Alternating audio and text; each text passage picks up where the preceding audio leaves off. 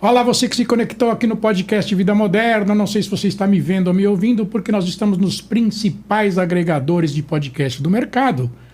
Além de estarmos no YouTube, que você já vai dando sua curtida, já se inscreve no canal se não for inscrito e compartilha esse podcast aqui, porque vai ser muito bacana. E eu estou aqui com a Ana Lívia Arida, que ela é diretora adjunta do escritório aqui no Brasil, da Human Rights Watch. Tudo bem, Ana? Como é que você está? Eu tô ótima. Muito feliz de estar aqui com você. Igualmente, obrigado por seu tempo aqui comigo, que eu sei que ele é bastante concorrido e você separou para mim aqui. Ana, a gente vai bater um papo aqui sobre um assunto que realmente impacta qualquer um da gente aqui, inclusive nossos filhos principalmente. Por quê? Porque, segundo uma pesquisa, ferramentas de educação online coletam dados de crianças.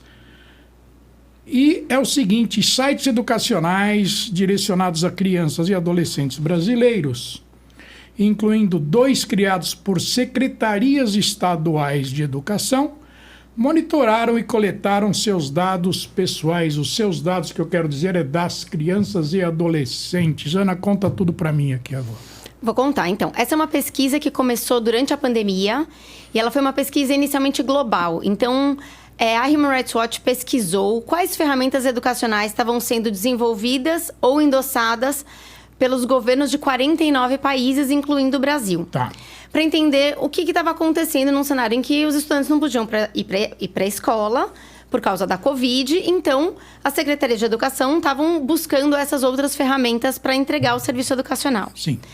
E o que a gente descobriu? Que a imensa maioria dos países estava ou desenvolvendo ou endossando. Quando eu digo endossando, é no sentido de ou contratando uma plataforma que já existe ou recomendando aplicativos educacionais que tinham práticas de privacidade muito problemáticas em relação às crianças. Precárias. O que elas faziam?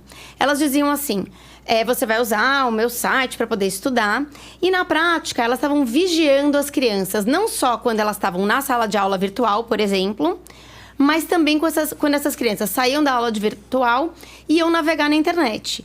E elas iam coletando essas informações sobre as crianças. Sim. Quer dizer, claro que cada site tem um determinado perfil, mas eles poderiam coletar, por exemplo, o que você gosta de navegar, no que você está interessado. Tinha até aplicativo educacional que captava a sua geolocalização. Sim. Que tipo de aparelho celular você estava usando para acessar a sua sala. E aí essas informações sobre a vida das crianças, sobre o perfil delas, era enviado, na sua imensa maioria, para empresas especializadas na publicidade comportamental. Tá. De acordo com a idade, óbvio, né? Ou não? Essa é que é a questão. Porque a questão, na verdade, é que assim, a única coisa que a gente consegue ver é que eles coletaram os dados e enviaram para empresas de publicidade. Sim. O que essas empresas de publicidade vão fazer com esses dados? O que tipo de conteúdo eles vão mostrar para as crianças? Agora, uma coisa que não me entra na cabeça é o seguinte.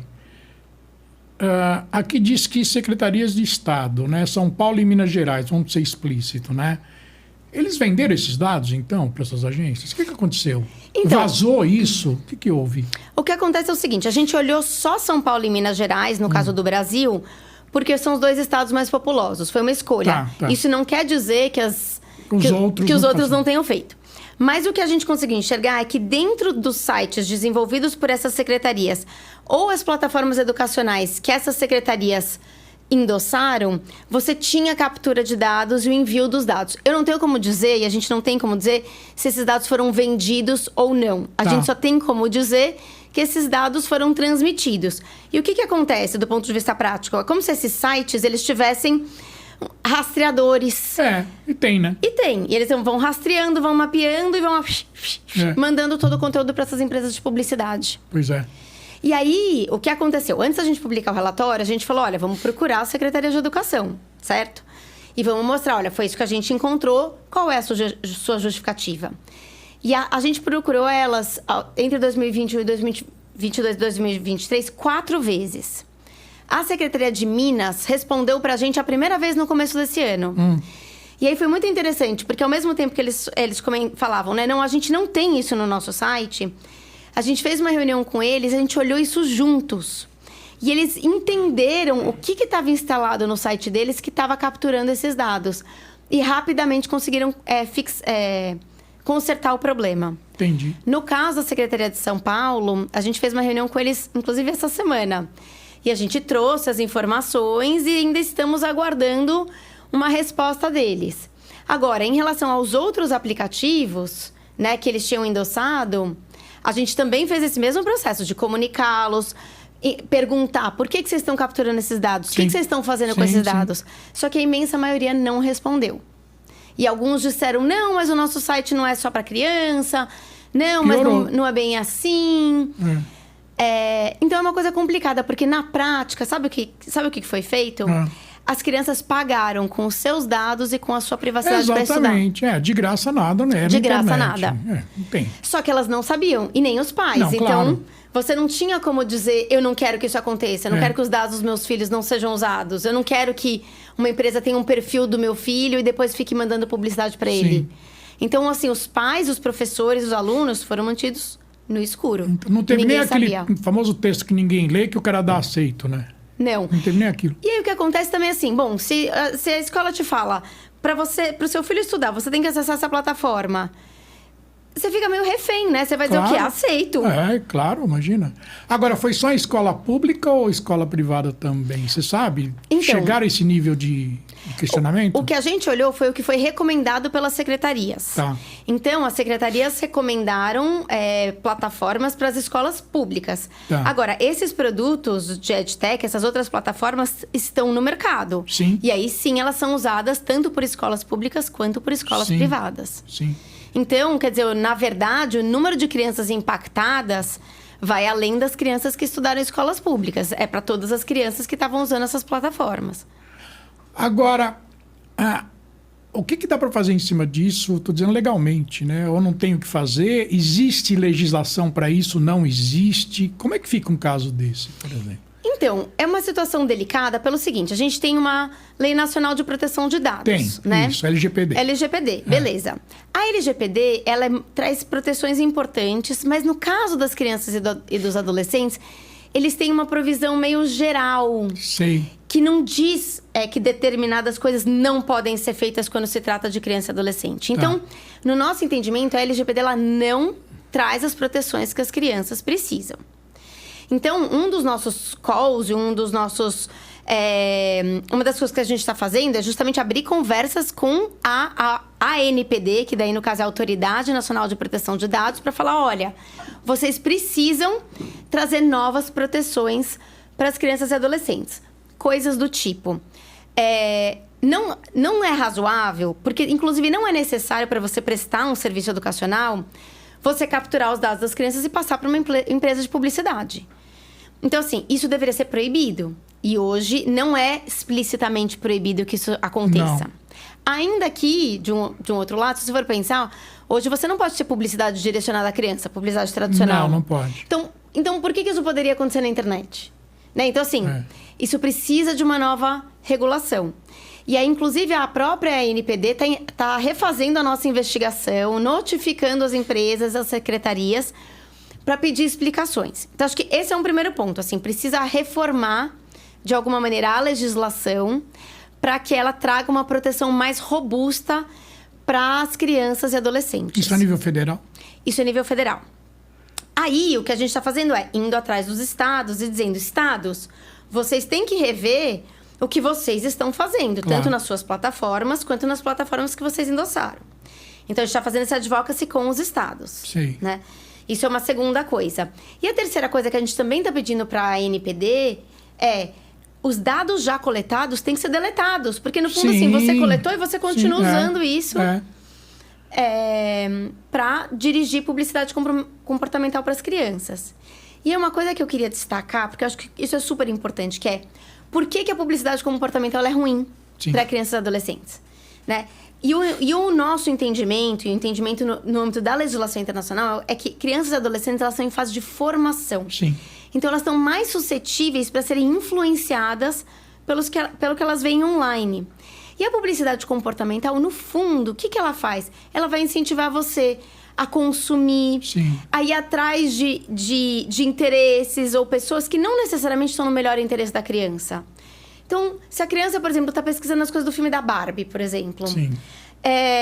Cara, alguém que vê que ela tá super interessada nas coisas da Barbie pode começar a direcionar ela, se ela for uma adolescente, pra emagreça e tem o corpo da Barbie. Sim. Compre as roupas da Barbie. Entendeu? Tem o cabelo da Barbie. Tem Quer o dizer, comportamento da tem o Barbie. comportamento... Porque assim, aonde que isso tá no melhor interesse da criança? Não dá pra saber. Não, né? Então, o nosso entendimento é que, assim, criança e adolescente em fase de formação não pode ser bombardeado com propaganda comportamental. Entendi. Agora, quem está ouvindo a gente deve estar pensando assim, bom, mas a criança não tem dinheiro para comprar produto. A criança não tem dinheiro para decidir o que ela vai comer, o que ela não vai comer, para ficar magrinha, para ficar coisa. Mas não é bem assim, né?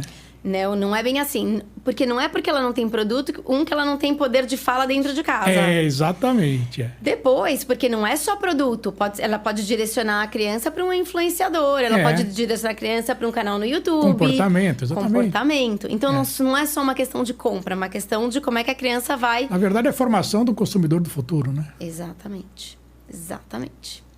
Então, o fato dela não poder comprar não quer dizer que ela não está sendo influenciada e que depois ela não vai atrás disso, né? E é complicado. Agora, a gente está falando de Brasil, né?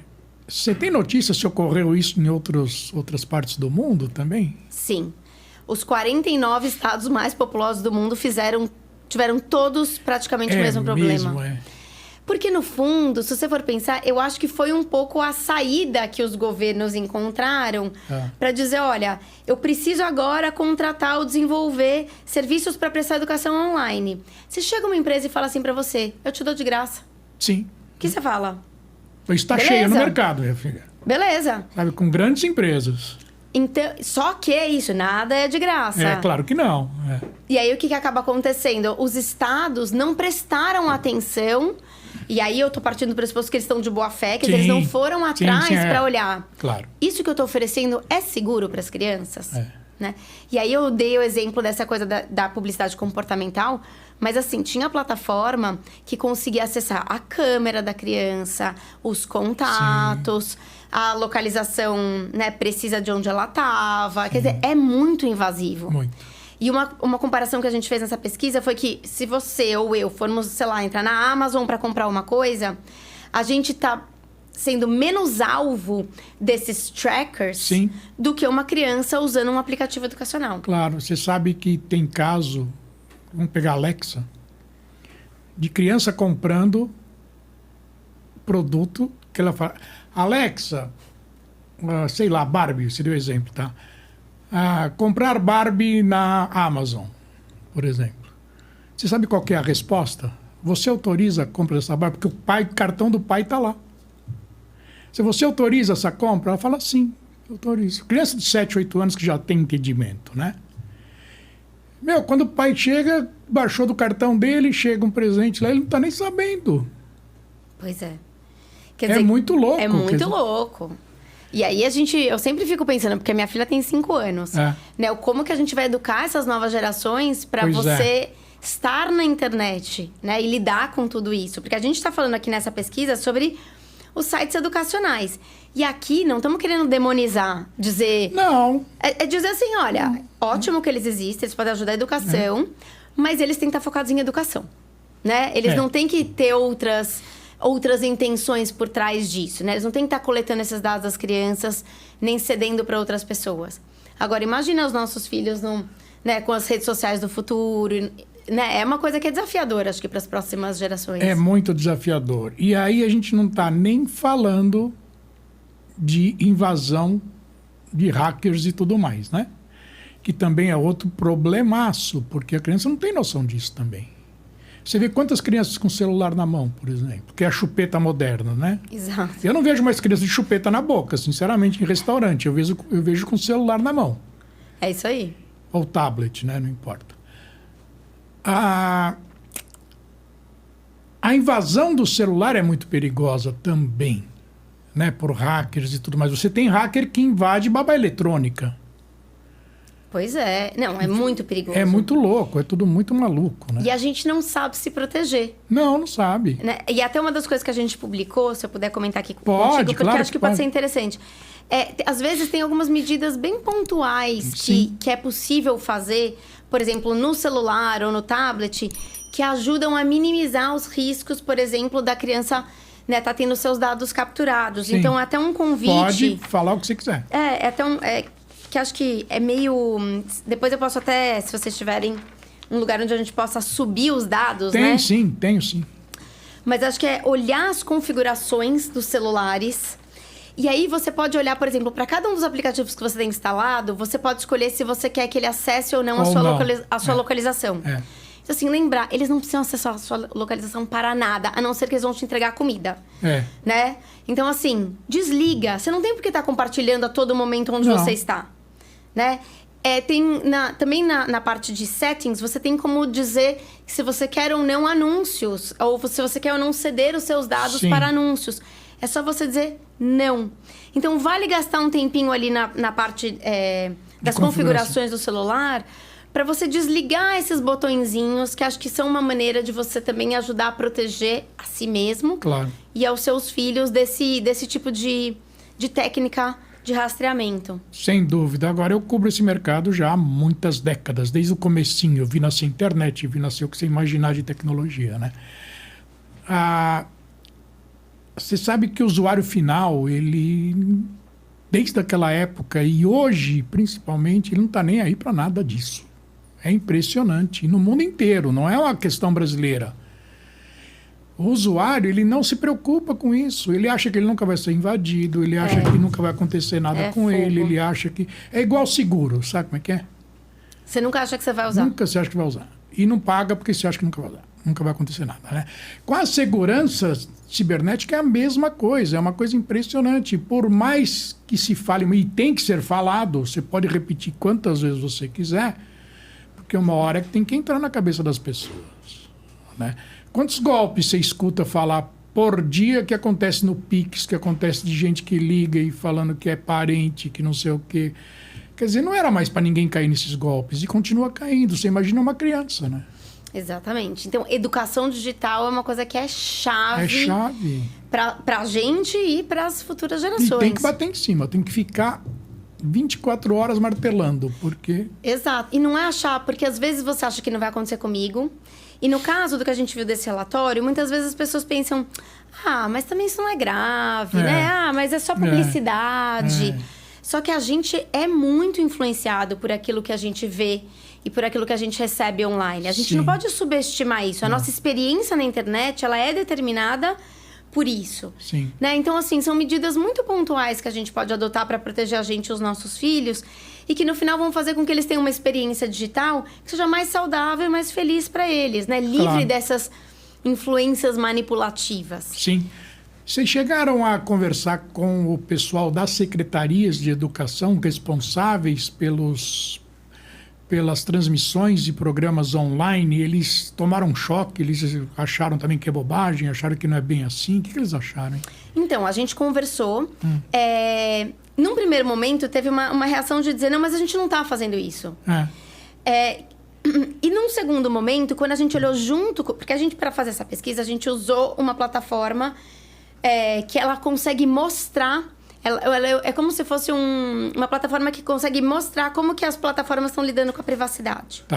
Quando a gente mostrou para eles, olha, a gente está vendo que a sua plataforma tem esse rastreador, por exemplo. Ou tem esse dispositivo instalado que está capturando os dados das crianças. Entra lá para ver. Vai nas configurações de usuário, você, secretaria, olha lá. E eles foram lá e acharam as mesmas coisas que a gente tinha apontado. Entendi. E aí tomaram um susto, porque eu acho que talvez nem eles soubessem que isso estava instalado. Esses são sistemas privados, né? Que eles contrataram, não são sistemas desenvolvidos pelas secretarias, né? Então, normalmente são sistemas privados contratados, ou que eles contratam, por exemplo, o Google for Workspace. Isso, E aí adapta. Então, não é uma coisa que eles fazem do zero, entendeu? Então, eles disseram que não sabiam e rapidamente, no caso da Secretaria de Educação de Minas Gerais, desligaram essas funções. Tá. E o que também pra gente é uma prova de que, assim, se as secretarias estaduais quiserem resolver o problema... Resolve. É fácil e não custa nada. Não. Basta um pouco de boa vontade e preocupação com os dados e com a privacidade das crianças e adolescentes online. E do lado das empresas, vocês não checaram nada ainda? Não, no caso das empresas, a gente fez a mesma coisa. Assim, das empresas, que são os aplicativos que a gente olhou, né? Isso. Que foram endossados. Isso. A gente fez comunicações com eles, a gente propôs reuniões, a gente fez todo o mesmo processo. Aí teve uma empresa que respondeu, dizendo que ia fazer uma mudança no seu site, porque eles falavam assim, o problema está no nosso site de abertura, mas quando a criança faz o login, esses trackers não vão com ela. A gente falou, olha, no fundo não tem que ter... Se o seu produto é direcionado para criança, isso não tem que estar instalado dessa maneira. E eles corrigiram o problema. Então, teve uma empresa que realmente assim, se mobilizou para corrigir o problema, e as outras não responderam. E teve uma que disse que não era bem assim, que a gente tinha interpretado os dados errados. Mas também não quis fazer reunião com a gente pra gente mostrar. Porque como a gente consegue mostrar o que está instalado, daí na reunião a pessoa acaba tendo que assumir que aquilo, enfim, é um problema. Eu sou publicitário também. Sou jornalista e publicitário, né? Com marketing também. Aí vamos aprofundar mais um pouquinho. Se você não souber responder isso, leve como uma possibilidade, tá? Bombardeou a criança, vamos usar a Barbie que você já usou, com a Barbie. Aí a criança vai pedir a Barbie para os pais. Na mídia tradicional, mesmo no celular, mas numa mídia tradicional, por exemplo, será que teve uma cadeia dessa que batia nos pais também? O pai falava, já que meu filho está pedindo a Barbie, por que ele está pedindo a Barbie? Eu estou vendo anúncio da Barbie, eu vou dar a Barbie. Será que ocorreu essa abrangência assim? Não chegou a medir isso não, né? Não, a gente não chegou a Mas medir. muito provavelmente aconteceu.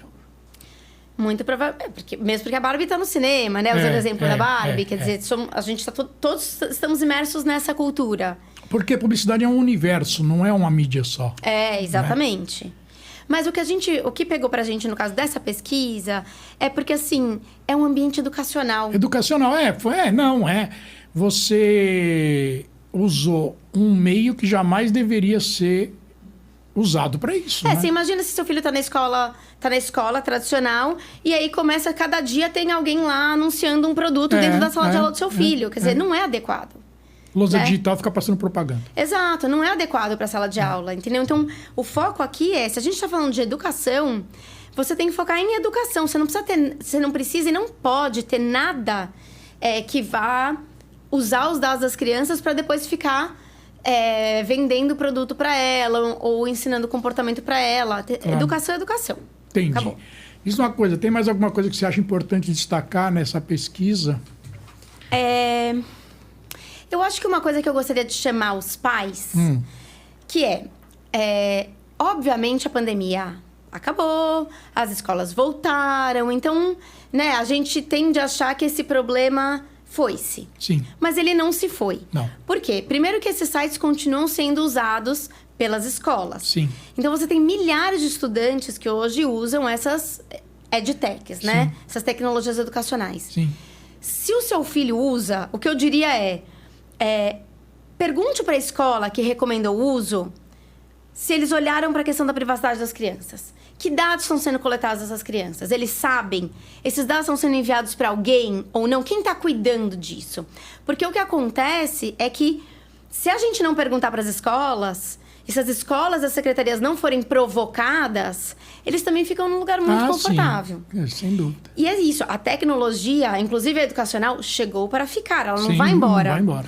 Então, acho que é legal chamar a atenção dos pais para...